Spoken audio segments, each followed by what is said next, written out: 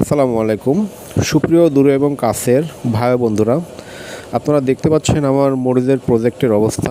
তো এখানে আমি সাকাটা কিমহট এই জাতের মরিচের চারা রোপণ করেছিলাম। তো আজকে গাছের চারা রোপণের বয়স হলো 21 দিন। তো 21 দিনে কিন্তু আমার গাছগুলো কিন্তু সঠিকভাবে বেড়ে উঠতেছে।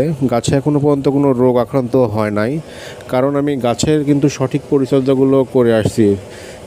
সঠিক টাইমে ছত্রাকনাশক, সঠিক কীটনাশক এগুলো কিন্তু আমি ব্যবহার করে আসছি। এজন্য কিন্তু আমার জমিতে যে 2500 পিস যে চারা রোপণ করেছিলাম, প্রত্যেকটা চারা কিন্তু সুস্থ আছে। এখন পর্যন্ত কোনো গাছের পাতা কিন্তু এখনও কুঁকড়ায় নাই।